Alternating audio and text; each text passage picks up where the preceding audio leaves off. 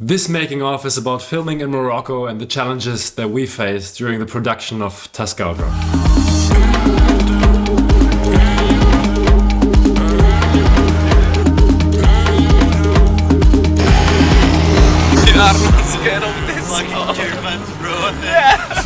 If you followed the journey and haven't seen the film yet, I'm really happy to tell you that it's finally out on YouTube now and you should just quickly jump over to my channel and watch it. Since I was a cameraman for a documentary called Beyond, I have been very intrigued by Morocco. Back in 2015 we drove 2 cars down to Senegal from Europe in order to document the culture on the coast of the Atlantic Ocean in West Africa. And that is where I met Ayoub. Good morning. How do you feel? Wow, I feel the sun in my face. It's hot out. He was supposed to be fixing stuff for us during that trip as he knew so many people in the area, one of the kindest guys on earth. He is also the most trustworthy person I've met and we have become very close friends ever since. Apart from being a great fixer for film productions, over the years he acquired some decent camera gear and started his own little thing, filming professional surfers visiting Morocco from all over the world and occasionally getting jobs through them.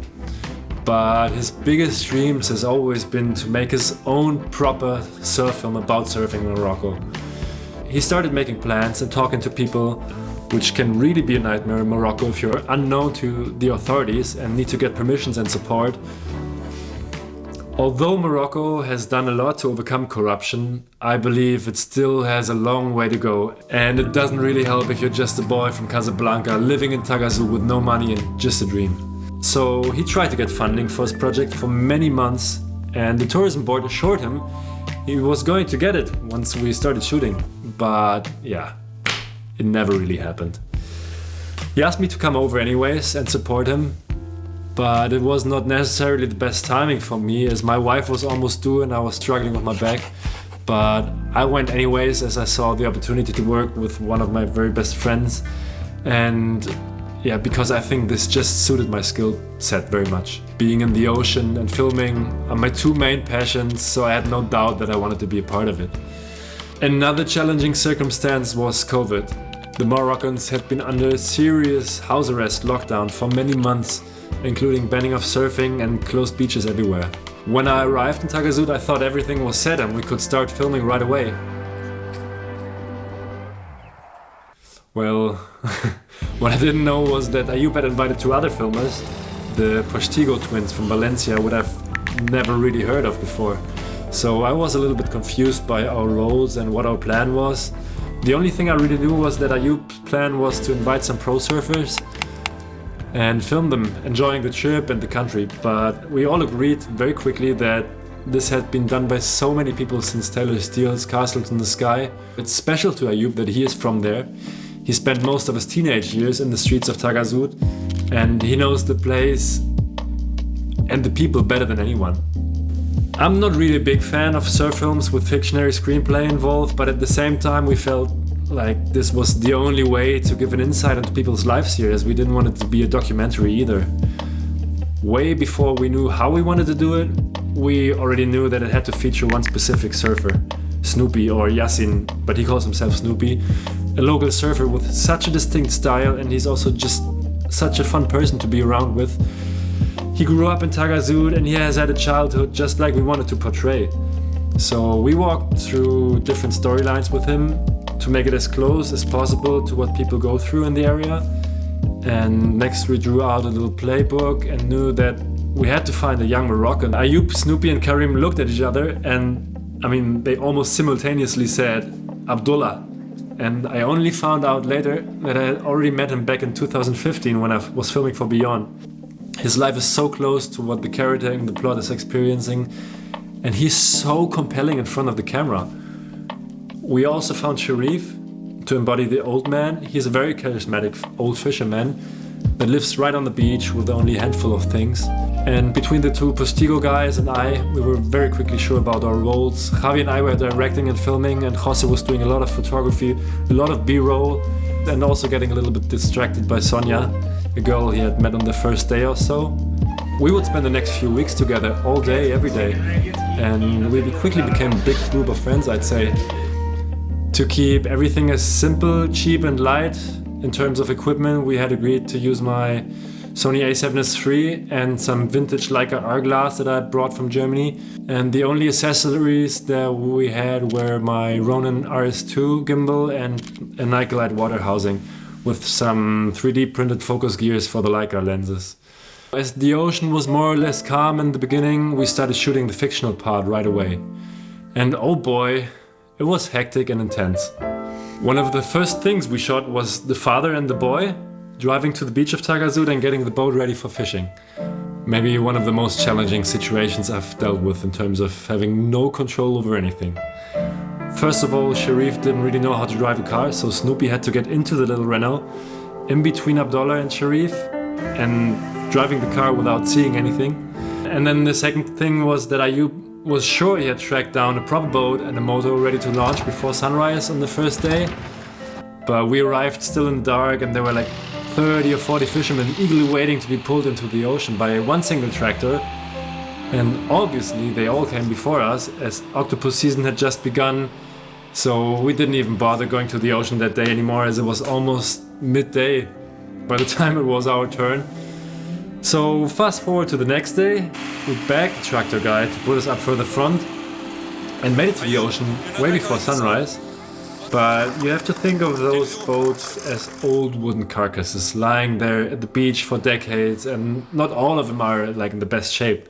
And then only 300 meters out into the ocean we realized that our boat was sinking and the stuttering engine did not work as promised. Everyone was panicking a little bit, and so we just returned to land and had only gotten a handful of shots.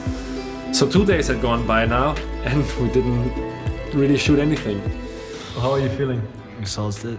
The third day. On the third day, we just paid one of the fishermen to take us out for a couple of hours in his boat and got pretty much everything done. And none of us really knew why we did not just go that route the first day.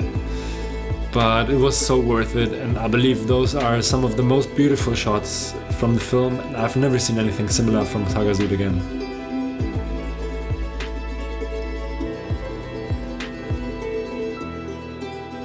Then for the scene, when the kids played football, I had this very particular football stadium in mind, like 1 hour north of Tagazout. It sits right on top of a mountain ridge, it's very scenic, and if you score a goal, you basically have to run down a rocky 45-degree hill to save the ball as there are no nets. Abdullah just gathered a couple of friends and we loaded everyone up in Karim's little van. The energy level was super high, and then halfway through some winding roads, one of the boys starts vomiting all through the car, but still, the Moroccans somehow pulled it off and made it happen. The closing of the beaches due to COVID was still a very big thing, and even though it was very easy to get around the police at beaches further away from towns, we really wanted to have a proper session at Anchor Point, as this is one of the most iconic waves in Morocco and right in Tagazout. But whenever people jumped into the water, and they tried a couple of times, the police would arrive instantly and whistle everybody in. Well, Ayub was confident though to get a special permission for the swell, but it came closer and closer. Karim also tried to pull some strings with his connections, and seriously, on the day of the swell, the local police officer came and allowed us to surf Anchor Point alone, solely with the purpose of filming for our film. Miguel, Snoopy, Theo and Bubka were out alone for probably an hour before everyone else started ignoring the police and paddling out, but that 1 hour I will never forget.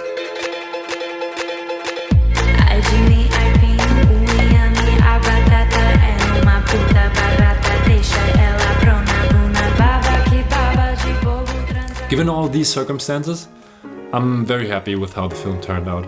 So much improvisation and shooting stuff on the fly, no money, so many people involved, and everything happening in Morocco. I feel like we did pretty much the best that we could have done. And after such an intense time, everyone had to recharge the batteries at home, and it took us a while to edit the whole piece. I had worked together with John, aka CJ Mirror, on the soundtrack for a film called Headache before, and I really wanted him on board for this film as well. He provided us with this most beautiful sphere of music. I'm still super grateful to this day, John, and you definitely need to check out his very, very special music. So the last thing we were missing was a name. And someone eventually came up with Tascaugar, What does it mean? It translates somewhat as the people that live behind the mountains. And that is exactly what Abdullah's and Snoopy's ancestors came from. They were people who lived in the mountains and eventually came down to settle in the Tagazit area to go out to the ocean for fishing. It also somehow looks interesting in the way my friend Lucas designed it for us. After everything we'd gone through, we felt like we needed to show the film for the first time right where we shot it. So together with Karim and Ayub, we made, I think, one of the sickest of premieres I've ever experienced happen, right in the parking of Anchor Point, in front of pumping waves, right after sunset. The sky was glooming, but the planning really was synonymous for how filming the whole piece in the first place had played out. We didn't have permission to do it until minutes before the film played, and the guys who were supposed to bring the screen and the speakers took ages to put the screen together, only to find out they had the cables connected the wrong way and didn't bring the speakers. But yeah, well, Ayub always knew a guy, and in the very last minute, everything really came together. All the locals, many tourists, and some of the authorities came out to see our film, and I think there were around 400 people waiting for the film to start. It was such a beautiful and rewarding experience, as I think no one else has ever pulled off such a screening right there, and everyone was really cheering for Ayub. I feel like the film resonated with the local community, and I also hope it left a good example of what is achievable if you only believe in yourself and your dreams. I'm really, really happy for Ayub and his success, and hope that his momentum will carry on. Thank you so much for watching, and I would really appreciate if you liked and subscribed the channel. And if you haven't, please jump over and watch the film. Thank you so much.